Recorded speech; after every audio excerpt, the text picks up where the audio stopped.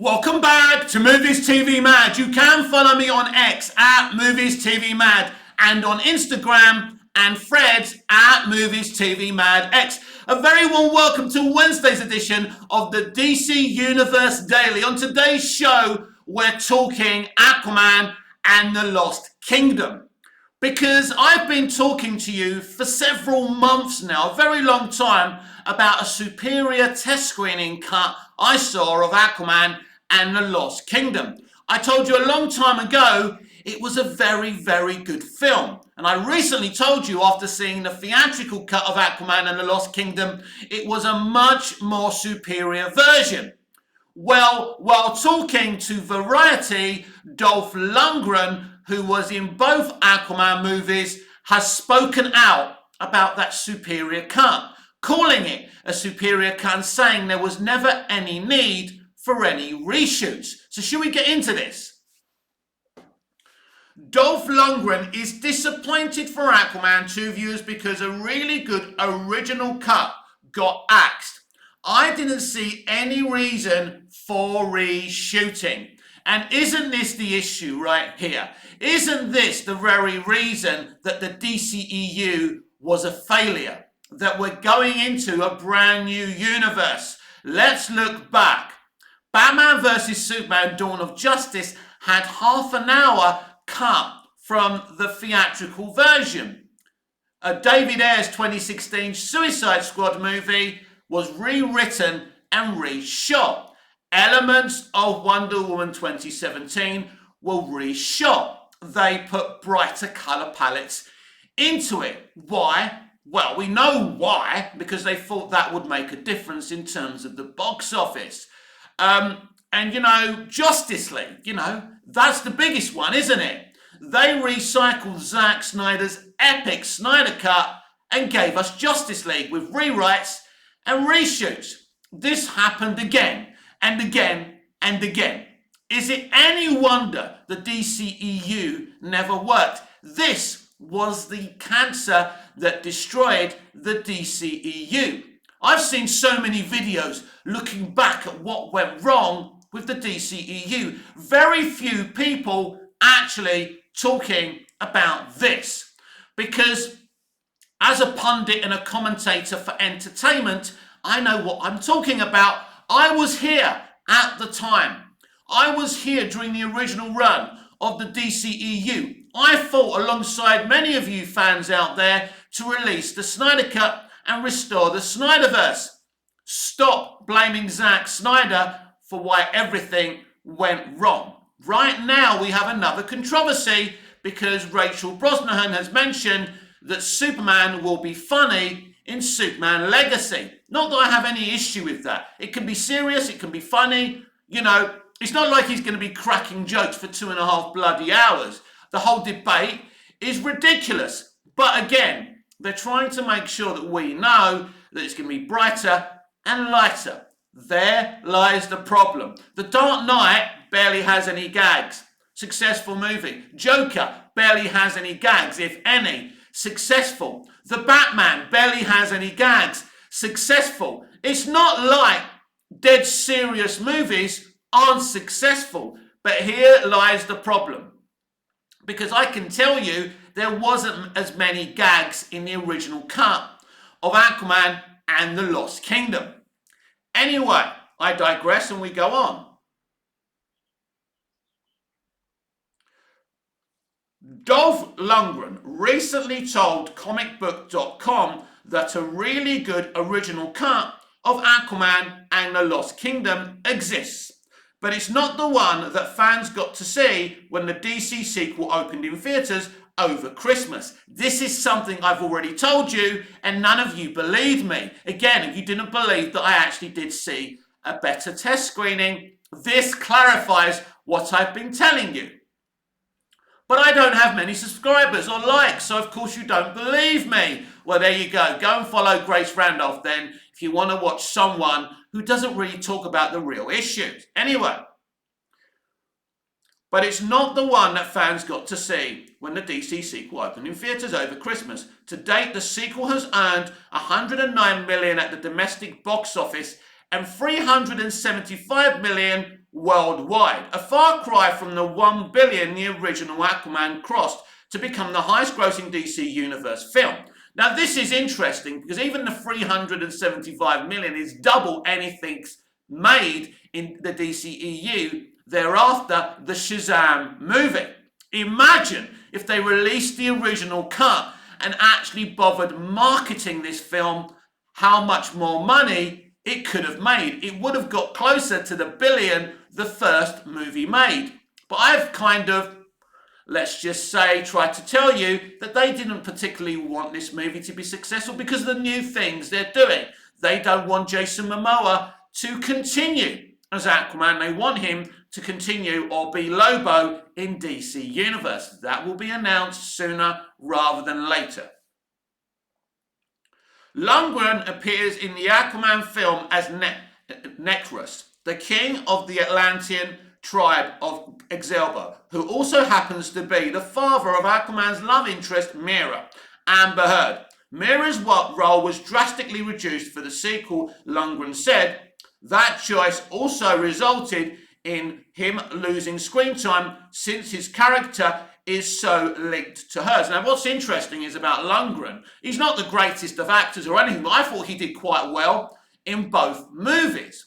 And he's upset because his role was reduced in the movie. Some actors wouldn't even fucking care about that. But this guy has pride. And he's speaking the truth. Now, James Wan denied that Amber's role was reduced. Of course, it was reduced, and we all know why. Ultimately, with the film making 375 million, doubling most of the recent DCEU movies' box office take, she didn't damage the movie.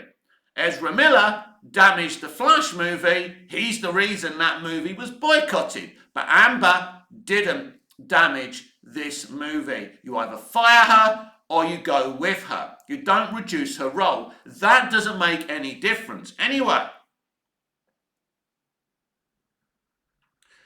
I just realised that it was some kind of corporate decision, there you go, that they tried to limit Amber Heard, and then I'm playing her dad, and went along with it, Lundgren explained. I was just disappointed for the moviegoers because I thought the original script was great, and the original cut. I saw a little bit of it, it was really good. So I didn't see any reason to start reshooting and reshaping the story, Jesus Christ. Which obviously led to the disappointment in the moviegoers and not just me. Jesus Christ, Dolph is really exposing these bastards. I mean, James Wan denied all of this. He would. It's not like James Wan wanted to reshoot it himself. As Dolph says, these are corporate decisions. But is this a James Gunn decision, a Peter Safran decision, or a David Zaslav decision? Now, this isn't good, is it? But it just shows you what kind of, let's say, immorality lies in this industry.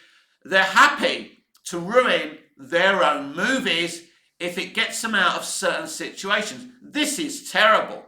I can tell you that original cut was really, really good.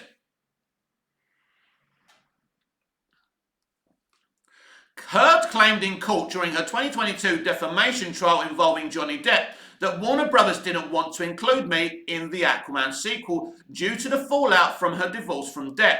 She said her role in the sequel was pared down and action scenes were taken away in a result. And again, you asked the question, and you have to agree what Dolph Lundgren has said. What is the point?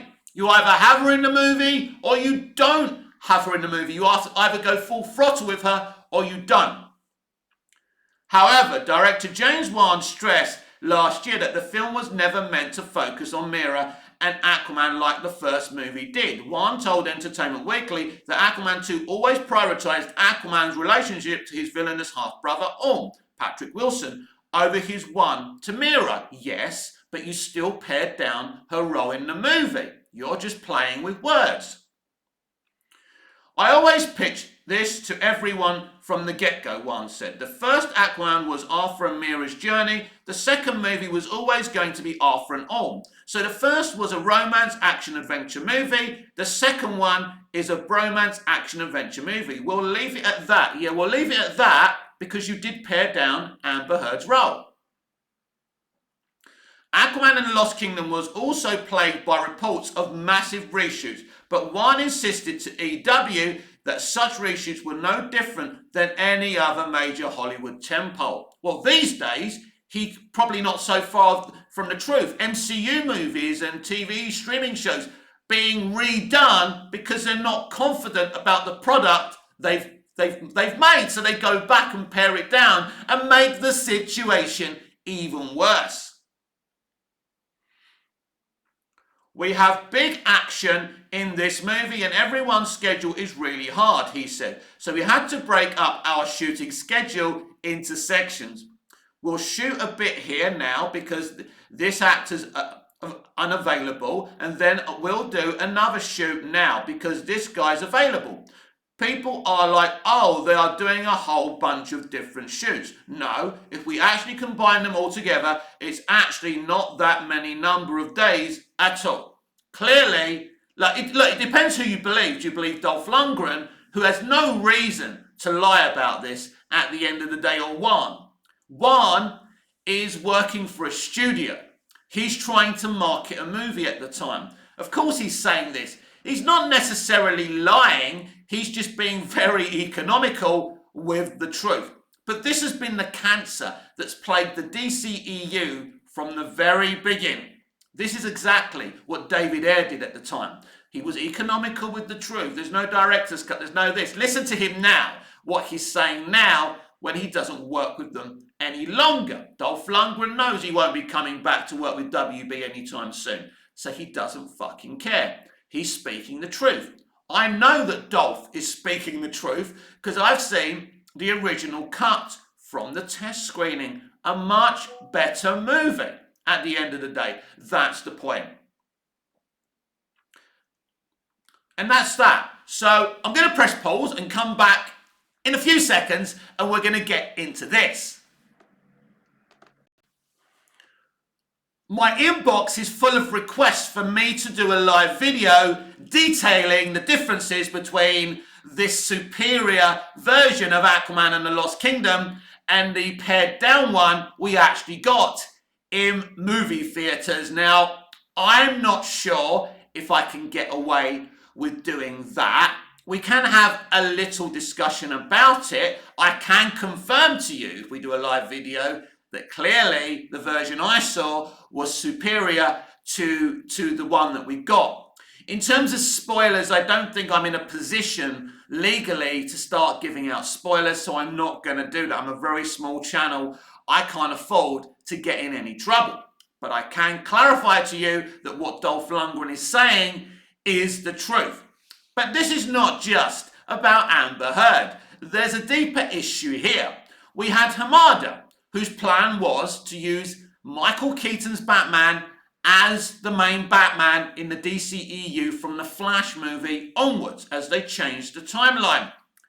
It was very weird. I can tell you that Michael Keaton is amazing in Aquaman and the Lost Kingdom. But he's not in it, Mick. He was in the version that I saw, and they cut him. He was in Blue Beetle, but they cut him. This is what they did. Because we went from the Hamada plan, and what was Hamada's plan for DC? First of all, cheap, budgeted movies. Shazam! Fury of the Gods is a cheap movie. Now, the Flash movie did, cost a lot more money than the rest of them because they needed to create something bigger. But when you look at that movie, let's say the production values, it don't look like an expensive movie, does it? But it was, which is insane. Now, there's elements of the Flash movie that has great CGI and great production values. There's other elements of that movie that looks really cheap. Very, very Superman 4 Quest for Peace, a film I was actually watching this morning. Actually a film I like. Yes, I like bad movies. I'm so fucking insane. I would love to see a sequel to Dolph Lundgren in Masters of the Universe, along with, Courtney Cox coming back and the original Skeletor coming back. I know it's insane. That movie flopped, Mick. Why do you want a sequel? Because I like that movie. I like bad movies. Sometimes bad movies can be more enjoyable than the shit that's supposed to be good these days.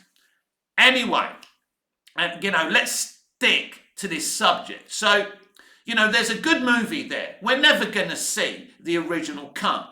It's unlikely we ever see the air cut. Now, there's some fans that have seen the air cut. There's some people that David Ayer has allowed to see the air cut. And people have taken me stage by stage of that movie. So I know what happens and the differences to the theatrical cut, but I've never seen that movie. I do have to be honest about that.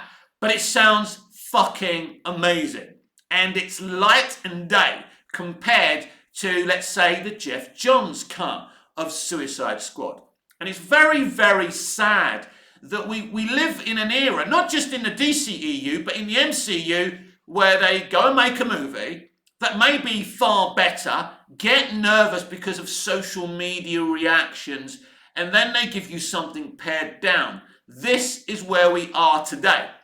At the very least, James Gunn will not be interfered with. He will make his movies, he will make his streaming shows, he will work with the gaming, with the game developers, and they will do what they want to do. No one tells James Gunn what to do.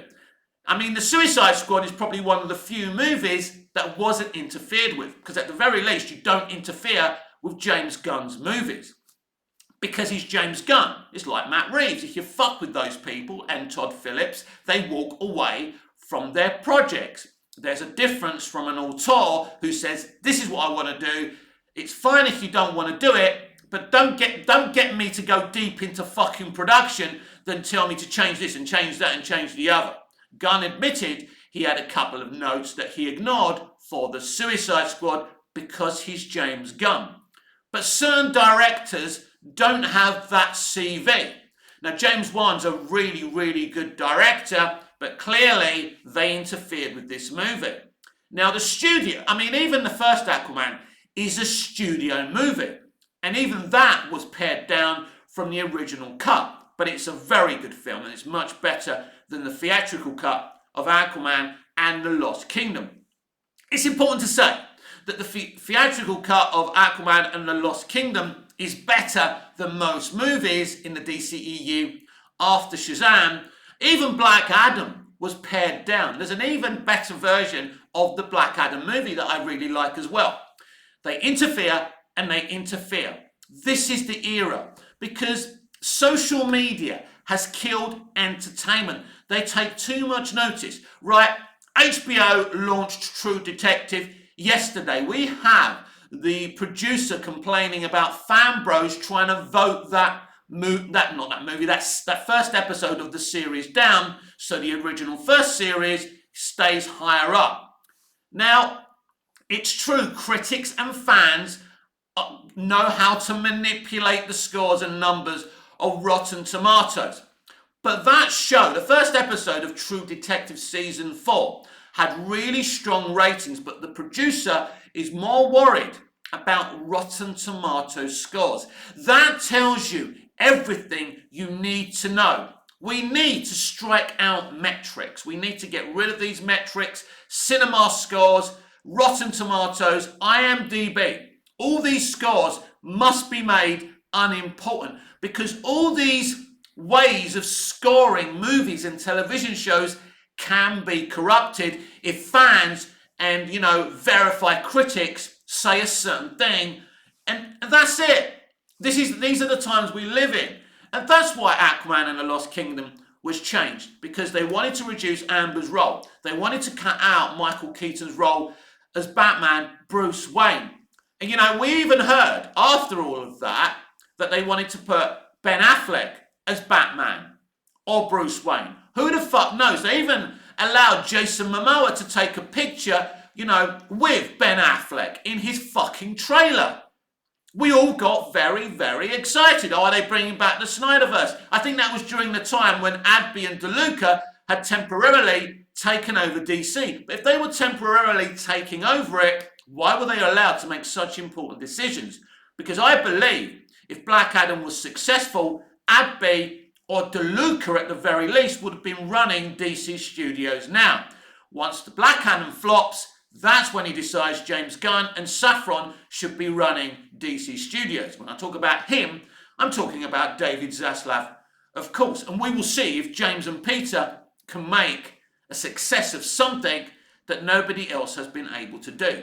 But the reason they've got a better chance of being more successful because they're running their own studio. They make the decisions. No one is going to tell James Gunn what to do or to do reshoots. Of course, you have to show the movie to the studio. But James Gunn has got enough seniority, and I mean, if you're co-CEO of a studio, you can tell them to fuck off. If you're a director like Wan or Air, you can't. And there lies the problem. James Gunn didn't help promote Aquaman and the Lost Kingdom as he did the other movies. I don't think they wanted Aquaman and the Lost Kingdom to be successful. Of course they want to make money. Yes, it sounds insane, but we do live in an insane, nefarious era of entertainment. When fans have a better take on making a movie or TV show than the actual professionals making the movies, when you've got a Justice League movie out there that was cut down to be a 2-hour colourful movie with bad gags, but it's embarrassing, and the guy playing Superman looks like his lips been pulled out like a fucking cartoon, you know you've got a fucking problem. And when you've got fans writing better scripts on their favourite characters than the professionals in the industry, you know you've got a problem. When you look at Star Wars and you look at Kathleen Kennedy and what she's doing, and when you look at Lucasfilm generally and you look at the mess they made, you know, in the latest Indiana Jones movie, and people on YouTube hate watching these movies. And you can't argue, even though hate watching is a very toxic thing to do, you can't disagree with the things they're saying in these videos. And Aquaman is another victim of the corporate Hollywood system. A system today that claims that representation matters only when it suits them, by the way. Jason Momoa, an indigenous actor playing Aquaman, had his movie cut to pieces. Imagine if this was a female-led movie starring a woman of colour. They would never be cutting and messing around with her film. But when it's a man, it's okay. You were robbed of another great superior cut of a movie. The actor, I've read it out to you, the actor is quoted in telling you what I've been telling you for months, but still, right, nobody believes me, nobody wants to listen to what I've got to say because I don't have the kudos, because I don't have the subscribers and followers and likes. And that's the problem. This is where we are today. Basically, Dolph Lundgren is clarifying what I've said to you for many, many months, nearly a year, maybe more. We had a conversation a few years back about Wonder Woman 84. There was a superior cut to that movie, but they changed where they were heading, right?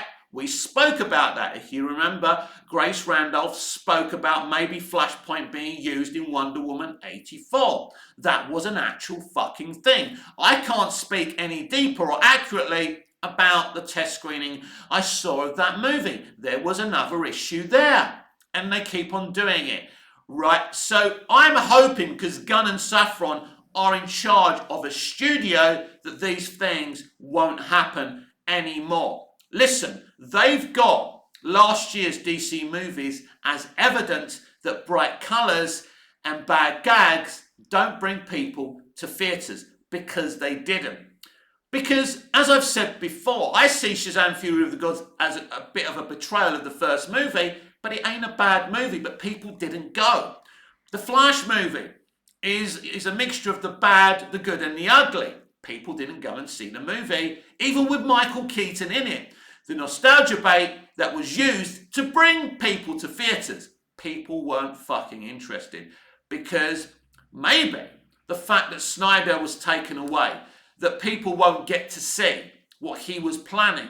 And maybe it's not just the toxic people attacking James Gunn, they're upset about that, but maybe quietly the other fans wanted to see that as well. I don't know.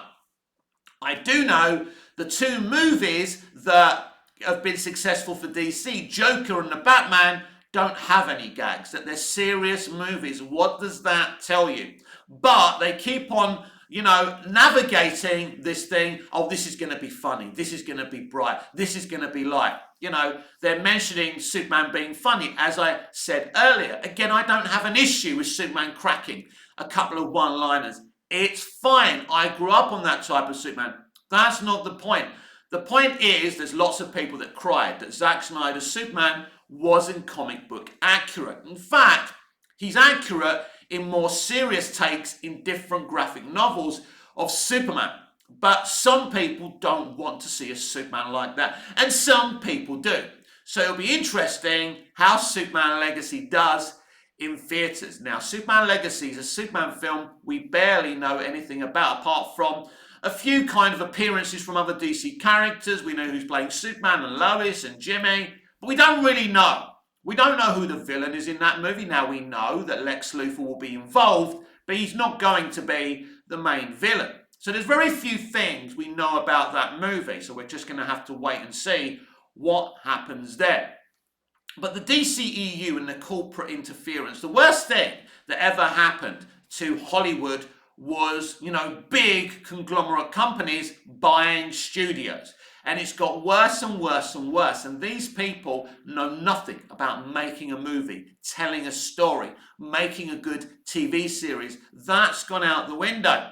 I remember watching Smallville, Lost, 24, Alias, where you got an arc for the series. You had good episodes. You had, and then they'd go back to the arc of the series, and then you'd have a great cliffhanger in the series finale.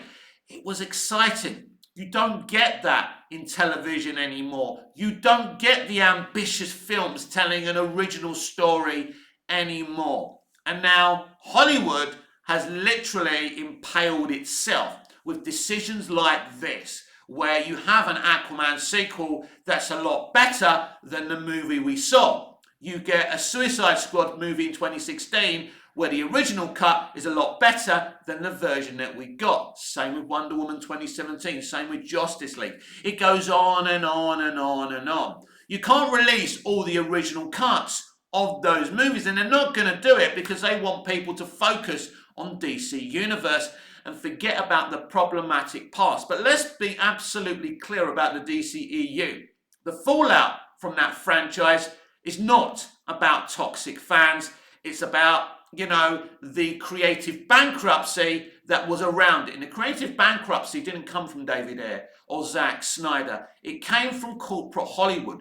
The corporates at WB making bad decisions. If an artist paints a painting, you don't say to him, scribble that shit out, and put a dick instead of a banana, right? You wouldn't do that, would you? This is what we're getting today.